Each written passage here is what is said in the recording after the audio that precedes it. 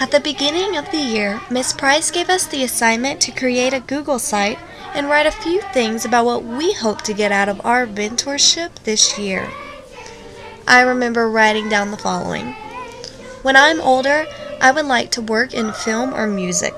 Currently, I would like to be a television broadcaster and hope to mentor with a TV host or anchor. If not, I would love to have a mentor who's a music teacher. Through my mentorship, I hope to be educated on my potential future career. It was harder than I had imagined to find a mentor though, especially in the broadcasting industry.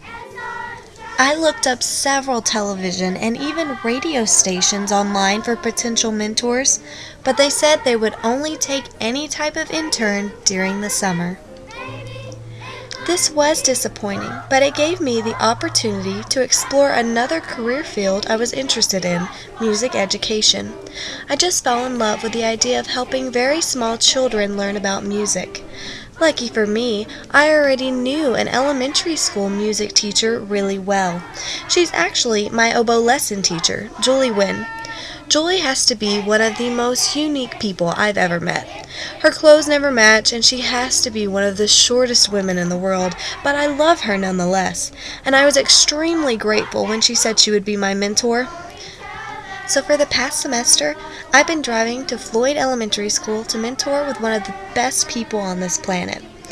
In class, I got to help pass out music, explain notes and rhythms, play different instruments with the class, pass kids off for recorder karate, observe individual groups on my own, and I even got to learn a silly dance once. One thing that was engraved in my head and the students is the term ostinato, which is basically a repeating musical phrase. And call me crazy, but I definitely don't remember learning about some of those things when I was in elementary school. Julie even told me about how surprised she was when she started teaching here at Floyd that some of the students knew so little.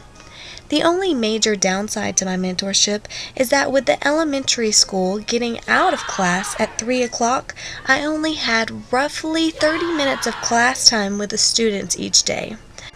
I was able to get more hours, though, through after-school activities such as tutoring for the reading tax test. Yes, even music teachers have to help students study for tax. Well, that is if they want a nice bonus in their paycheck.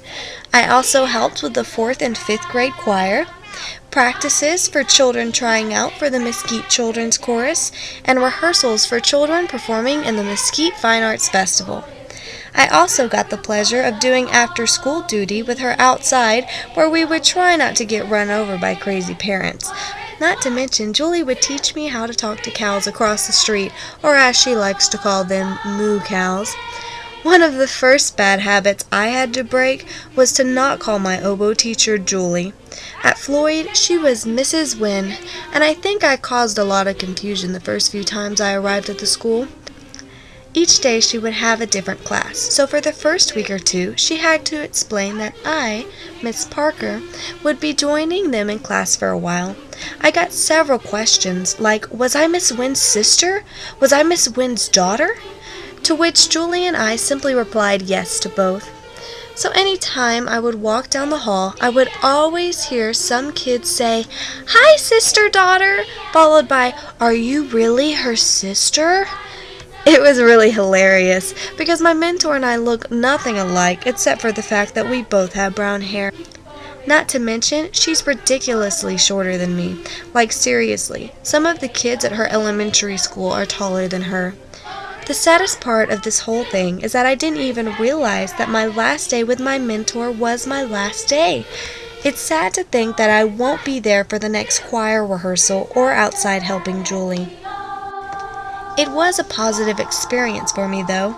I've learned so much about how even if a child is young, they still need to be held accountable for what's right and what's wrong, because the sooner they learn that life isn't going to always go their way or give them what they want, the better.